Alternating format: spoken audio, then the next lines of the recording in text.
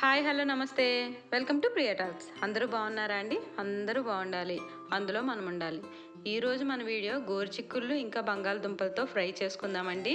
ఈ గోరుచిక్కుడు కూర చాలామంది ఇష్టపడరండి తినడానికి, కానీ ఈ రకంగా బంగాళదుంపతో కాంబినేషను ఫ్రై చేసుకొని తింటే చాలా బాగుంటుందండి. తప్పకుండా ట్రై చేయండి. చాలా మంచిదండి ఒంటికి గోరుచిక్కుళ్ళు. పిల్లలకైనా పెద్దవాళ్ళకైనా సరే ఇది ఈ రకంగా వండుకొని తింటే ఇష్టం లేని వాళ్ళు కూడా ఎంతో ఇష్టంగా తింటారు. అలానే మనం బంగాళదుంపని దేంట్లో కాంబినేషన్ చేసుకున్నా చాలా బాగుంటుంది కదా. ఈ గోరుచిక్కుళ్ళతో అయితే ఇంకా బాగుంటుంది. ఒకసారి నేను చెప్పిన విధానంలో తప్పకుండా ట్రై చేయండి. నచ్చకుండా ఉండదు, మీ అందరికీ తప్పకుండా నచ్చుతుంది. అలానే పిల్లలు కూడా ఇష్టంగా తింటారు. బాగుంటుంది అనమాట. బంగాళదుంప వేయడం వల్ల మంచి టేస్ట్ వస్తుంది. ముందుగా ఫస్ట్గా కడుక్కోవాలండి. నీట్గా కడుక్కున్న తర్వాత చిన్న చిన్న ముక్కలు మీకు ఏ విధంగా కావాలంటే ఆ విధంగా, నేను కట్ చేయరా బాబు అని చెప్తే మా చిన్నోడు కత్తిరితో కట్ చేస్తున్నాడు చూడండి. ఇంకా వేడి నీళ్ళు పెట్టి కొంచెం ఆ నీటిలో ఇవి వేయాలండి. అంటే కొంచెం ఉడికించుకోవాలి. అదే కుక్కర్లో వేసిన వాళ్ళైతే ఒక 2 విజిల్స్ వస్తే చాలు, మెత్తగా అయిపోతాయి. అలా అని మరి పేస్ట్లా కాదు, అంటే పచ్చివాసన పోయేలాగా ఉడికించుకోవాలి. పసుపు ఉప్పు వేసి ఉడికించుకోవాలన్నమాట. ఇలా కలర్ మారుతుందండి. ఫస్ట్ గ్రీన్గా ఉన్న కలర్ కొంచెం మెహందీ కలర్లోకి వచ్చింది కదా, అలాగనమాట.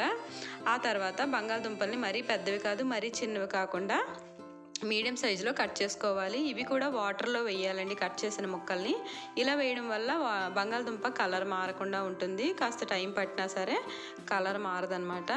అలానే అవి ఉడికిన తర్వాత ఆ నీళ్ళన్నీ వడకట్టేసుకొని పక్కన పెట్టాలండి. ఇంకా పోపు తీసుకున్నాను. కళాయిలో ఆయిల్ వేసిన తర్వాత ఉల్లిపాయలు చిన్నవి అయితే ఒక 4, పెద్దవి అయితే ఒక 2 కట్ చేసుకోవాలండి. పచ్చిమిర్చి, ఆవాలు, జీలకర్ర, మినపప్పు, శనగపప్పు, అలానే కరివేపాకు, ఎండుమిరపకాయలు, వెల్లుల్లిపాయలు వేసుకుంటున్నానండి. పోపు కొంచెం ఎక్కువగానే తీసుకోవాలి. అలాగే ఉల్లిపాయలు ఎక్కువ వేయడం వల్ల ఆ ఉల్లితో ఉడుకుతుందండి. ఈ గోరుచిక్కుడు అనేది ఉల్లితో ఉడికి ఆ చిన్న చిరుచేదు ఉంటుందన్నమాట. ఆ చిరుచేదు పోతుంది మనం ఇలా ఉడకబెట్టడం వల్ల. అలానే కొంచెం జస్ట్ వేగిన తర్వాత ఈ గోరుచిక్కుళ్ళు ఇంకా బంగాళదుంపలు మనం ఏవైతే ఉడకబెట్టి పెట్టుకున్నాం పక్కన గోరుచిక్కుళ్ళు, అవి నీళ్ళన్నీ వడకట్టేసి వేసుకోవాలి. అలానే బంగాళదుంపలు వాటర్ అంతా వంపేసి వాటర్లోంచి తీసి ఆ బంగాళదుంప ముక్కలు వేసుకొని ఒక 1/2 స్పూను పసుపు, 1 స్పూను సాల్ట్ వేసి ఒక్కసారి బాగా కలిపి మూత పెట్టేసుకొని మీడియం ఫ్లేమ్లో పెట్టుకొని మూత పెట్టేయాలండి. మంట మీడియం ఫ్లేమ్లో పెట్టుకోవాలి. అలా మధ్య మధ్యలో ఒకసారి కలుపుకుంటూ ఉండాలి. ఆ తర్వాత ఇందులోనే ఒక టమాటాలు తీసుకున్నానండి. నాకు చిన్న సైజు ఉన్నాయి కాబట్టి 3 తీసుకున్నాను. ఒకవేళ పెద్దవైతే 2 సరిపోతాయండి.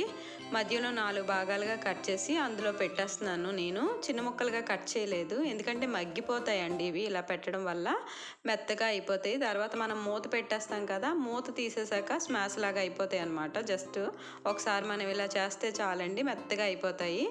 అందువల్ల ఇది కొంచెం బాగా మగ్గిన తర్వాత టమాటాలన్నీ స్మాష్ చేసుకున్నాను అట్ల పుల్లతో. ఇప్పుడు ఒకసారి బాగా కలిపేసుకోవాలి. ఇలా కలుపుకున్న తర్వాత ఇప్పుడు ఇందులో మనం అన్నీ యాడ్ చేసుకోవాలండి. కొంచెం ఒక 1/2 స్పూను గరం మసాలా, అలానే 1 స్పూను ధనియాల పొడి, ఇంకా 1 స్పూను జీరా పొడి అండి.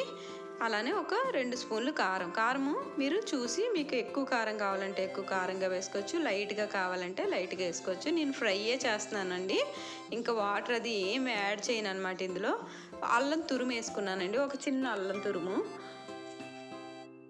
ఒక అంగుళం ముక్క మెత్తగా దంచుకొని లేదా కోరుకొని అయినా సరే అల్లం వేసుకోవడం వల్ల బాగుంటుందన్నమాట. ఒకసారి బాగా కలుపుకొని ఇప్పుడు మొత్తం లో ఫ్లేమ్లో పెట్టుకోవాలి. స్టవ్ అనేది పూర్తిగా మంట తగ్గించేసి దగ్గరగా వేగనివ్వాలన్నమాట. చాలా బాగుంటుందండి. తప్పకుండా ట్రై చేయండి. నా వీడియోస్ నచ్చితే తప్పకుండా లైక్ చేయండి, షేర్ చేయండి, సబ్స్క్రైబ్ చేసుకోండి. ఇష్టం లేని వాళ్ళు కూడా ఎంతో ఇష్టంగా తింటారండి. తప్పకుండా ట్రై చేయండి. Bye, take care. గోరుచిక్కుళ్ళు బంగాళదుంప ఫ్రై రెడీ అండి. నచ్చితే ఒక్క లైక్ చేయండి. ఉంటానండి. Thank you. Bye, take care.